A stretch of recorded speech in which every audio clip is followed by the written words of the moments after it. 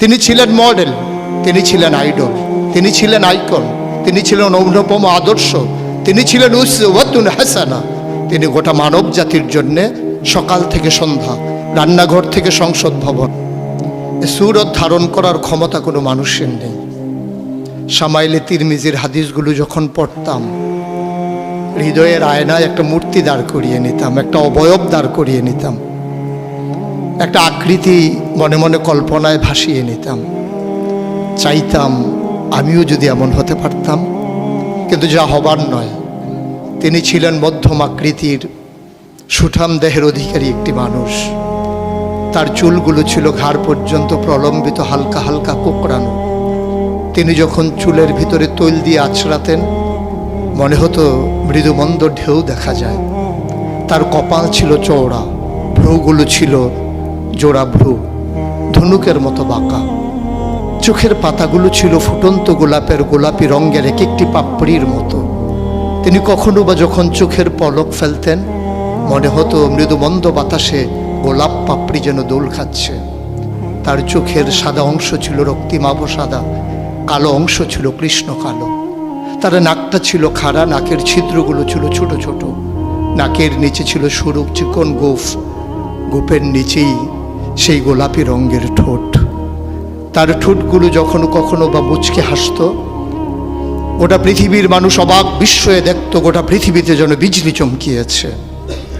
তিনি কখনো বা যখন এই রাস্তা দিয়ে হেঁটে যেতেন, 1 মাস পরেও কখনো যখন সাহাবা হাঁটতেন, তার গায়ের জান্নাতি গন্ধ তারা পেতেন।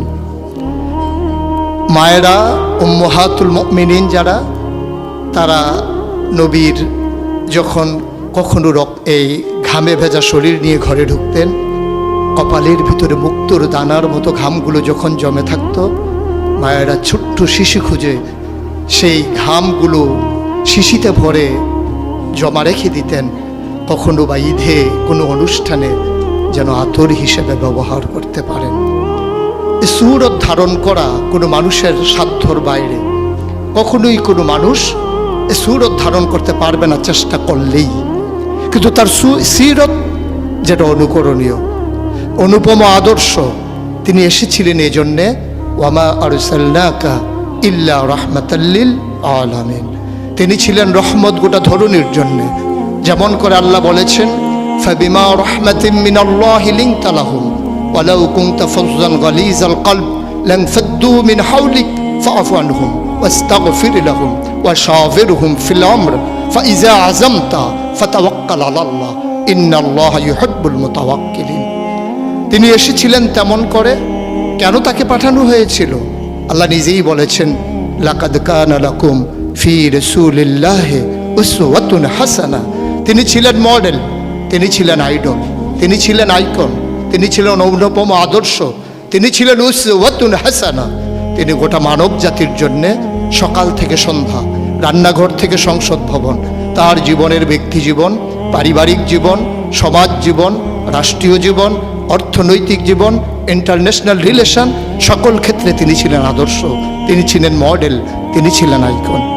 একবিংশ শতাব্দীর সূচনা লগ্নে দাঁড়িয়ে গোটা পৃথিবী যখন ঝঞ্ঝা বিক্ষুব্ধ, গোটা পৃথিবীর মানবতা যখন আজকে ভুলণ্ঠিত, আজকে শুধু মুসলিম নয়, গোটা মানুষ যখন আজকে অপর মানুষের ভোটের নিচে পৃষ্ঠ হচ্ছে তার জীবন, মানুষগুলো যখন আজকে রক্তে রঞ্জিত হচ্ছে তার গোটা দেহ, সেই ফিলিস্তিনের দুধু মরুভূমি আজকে যখন আমার কিশোর ভাইয়ের রক্তে রঞ্জিত, সেই ঝিলাম নদীর পানি আজকে যখন স্বচ্ছ স্ফটিকের মতো আর নেই, কাশ্মীরের ভাইয়ের রক্তে যখন রঞ্জিত, পার্শ্ববর্তী আরাকানের মুসলমানেরা আজকে উখিয়ার সেই টেকনাফের তাঁবুর নিচে তারা যখন মানবেতর জীবনযাপন করছে, আজকে বারবার মনে পড়ে সেই নবীজির কথা। তিনি যদি আজকে আসতেন কোনো একটা ভূখণ্ডে, আমরা যদি দৌড়ে দৌড়ে তার কাছে যেতে পারতাম, গোটা মানবতা যদি বলতে পারতাম, মুক্তি চাই, স্বাধীনতা চাই, ভোটের নিচ থেকে জীবন চাই, তিনি হয়তো আঁকড়ে ধরে বলতেন, এখানেই শান্তি, চলে এসো, উদখুলু ফিস সিলমে কাফা, তাহলেই তোমাদের জন্য প্রশান্তি, তাহলেই তোমাদের জন্য মৃত্যুর, স্বাভাবিক মৃত্যুর গ্যারান্টি। কখনোই আর ঝঞ্ঝা বিক্ষুব্ধ পৃথিবীতে তোমাদেরকে বুক পেতে দিতে হবে না বুলেটের সামনে। যদি এমন হতো আমাদের কথাগুলো হতো কোরআনের কথার মতো, ওয়ামান আহসানু কাওলাম মিম্মান দাআ ইলাল্লাহ ওয়া আমিলা সালিহান ওয়া ক্বালা ইন্নানী মিনাল মুসলিমিন। আমাদের তাগিদ জুতে হতো এমন, উদখুলু ফিস সিলমি কাফা, ইসলামে পরিপূর্ণভাবে চলে আসো। আমরা যদি সে কথা থেকে দূরে সরে আসতে পারতাম, আফাতুমিনুনা বিবাযিল কিতাব ওয়া তাকফুরুনা বিবায, কতই না সুন্দর হতো।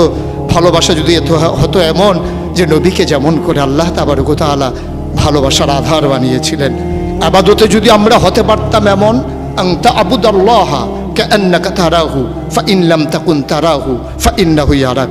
আমরা যদি সফলতা এমন হতে পারতাম, কাদ আফলাহাল মুমিনুন আল্লাযীনা হুম ফি সালাতিহিম খাশিউন। আমরা যদি দীপ্ত শপথ গ্রহণ করতে পারতাম, ইন্না সালাতি ওয়া নুসুকি ওয়া মাহইয়ায়া ওয়া মামাতি লিল্লাহি রাব্বিল আলামিন। আমরা যদি নিজেদের কুরবানির নজরানা এভাবে পেশ করতে পারতাম, ইন্নাল্লাহা ইশতারা মিনাল মুমিনিনা আনফুসাহুম ওয়া আমওয়ালাহুম বিআন্না লাহুমুল জান্নাহ। সেই দীপ্ত শপথ জীবনে ধারণ করে আমরা যদি উমর বিন আব্দুল আজিজের মতো ক্ষমতা যখন তার মসনদে তাকে বসানো হলো, তিনি আস্তে করে ঘরে ঢুকলেন, তার বিবির সামনে গিয়ে বললেন, উত্তরাধিকার সূত্রে যে অলংকারগুলো পেয়েছো রেখেছো কোথায়? অলংকারগুলো কাঠের বাক্সে ভরে যখন তার সামনে এনে দেওয়া হলো, বলছিল এর ভিতরে আমি রক্তের গন্ধ পাই, এর ভিতরে আমি বাতিলের গন্ধ পাই। সুতরাং এই অলংকার তোমার না, এই অলংকার আমাদের জন্য গোলার কাটা, জাহান্নামের শাস্তির কারণ। তিনি সবগুলো অলংকার রাষ্ট্রীয় কোষাগারে জমা দিয়ে চোখের পানি ফেলে দিয়ে বলেছিলেন, পূর্বপুরুষের দায় পরিশোধ করলাম, পূর্বপুরুষের দায় পরিশোধ করলাম। তিনি সেদিন বলেছিলেন, সবার ঘরে যেমন রান্না হবে আমার ঘরেও তেমন রান্না হবে। প্রিয় দ্বীনি ভাইয়েরা, প্রিয় আলেম ভাইয়েরা, আমি যদি এভাবে বলি, আজকে ১৫০০ বছর পরে আজকে আমাদেরকে স্বীকৃতি দিতে হবে কবি ফররুখের মতো।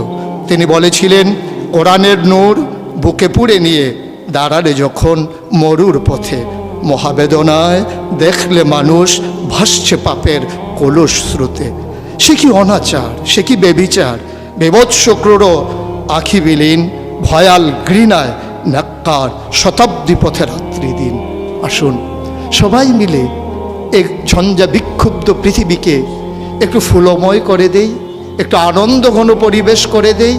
ভবিষ্যৎ প্রজন্মের জন্যে আমরা একটা সুন্দর পৃথিবী বিনির্মাণ করি। আর এই সুন্দর পৃথিবী বিনির্মাণে ওলামায়ে কেরামের নেতৃত্বে যে সংগঠন আপনাদেরকে সামনে টানছে, হেরার দিকে নিয়ে যাচ্ছে, যে হেরার রশ্মির আলোতে আপনার জীবন, পরিবার, রাষ্ট্র, গোটা বিশ্ব, মনে রাখবেন আপনি কখনোই বাংলাদেশের সন্তান নন, আপনি বাঙালি নন, আপনি বাংলাদেশি নন। আপনার আসল পরিচয় ইন্নানী মিনাল মুসলিমিন, আমরা মুসলমান। ভূখণ্ডগতভাবে আমরা বাংলাদেশি, ভাষাগতভাবে আমরা বাঙালি। আর আমার আসল পরিচয়, আমি যেখানেই থাকি আমার আল্লাহ এক, আমার কোরআন এক, আমার ক্যাবলা এক, আমার কাবা এক, আমার নবী মুহাম্মদুর রাসূলুল্লাহ সাল্লাল্লাহু আলাইহি ওয়াসাল্লাম তার নেতৃত্বে যেমন করে ১৫০০ বছর আগে মানুষগুলো একই পতাকায় ঐক্যবদ্ধ হয়েছিল, আজও তার রেখে যাওয়া আদর্শের ভিত্তিতে আসুন সকল ভেদাভেদ ভুলে সবাই এক হয়ে যায়। কওমি, সুন্নি, আলিয়া, নানান দলে বিভক্ত না থেকে আমরা সবাই মিলে বলি আমরা একই মায়ের সন্তান। সেই মা যদি হয় হাওয়া, সেই মা যদি হয় ইব্রাহিমের স্ত্রী, আমাদের জন্য যারা মা, তাহলেই আমরা মনে করি আমরা একীভূত হওয়া সম্ভব। আসুন ভাগাভাগি নেই, আমি চৌধুরী, আমি সরকার, আমি পেশকার, কোনো পরিচয় আমার আসল পরিচয় নয়। আমার আসল পরিচয় আমি মুসলিম। এটাই হোক মূল মন্ত্র, এটাই হোক সামনের পথ চলার পাথেও। তাহলেই মজলিস সার্থক হবে, তাহলে এই পথ চলা সুন্দর হবে, তাহলেই সময় দেওয়া কাজে লাগবে। আশা করি সে অনুভূতি নিয়ে আমরা এগিয়ে আসছি। আমরা নিজেদেরকে বিলিয়ে দিতে চাই জাতির বিনির্মাণে, আমরা নিজেদেরকে উৎসর্গ করতে চাই সুন্দর পৃথিবী নির্মাণে। তাহলেই সার্থকতা, তাহলেই সুন্দর। আমরা তো নিকৃষ্ট কোনো জীব নই, আমরা আশরাফুল মাখলুকাত, মানুষ। মানুষ হিসেবে বেঁচে থাকতে চাই শির উঁচু করে, কখনোই অবদমিত হয়ে নয়। বাতিলের কাছে মাথা নত করে বাঁচার চাইতে যেমন করে বলেছিলেন, শিয়ালের মতো 500 বছর বাঁচার চাইতে সিংহের মতো এক মুহূর্ত বেঁচে থাকাই, এটাই হচ্ছে পুরুষত্ব, এটাই হচ্ছে বীর মুজাহিদের পরিচয়। আসুন আমরা বীর মুজাহিদ হয়ে দুনিয়া থেকে বিদায় নিয়ে নেই। আল্লাহ তাবারক ওয়া তাআলা সবাইকে কবুল করুন।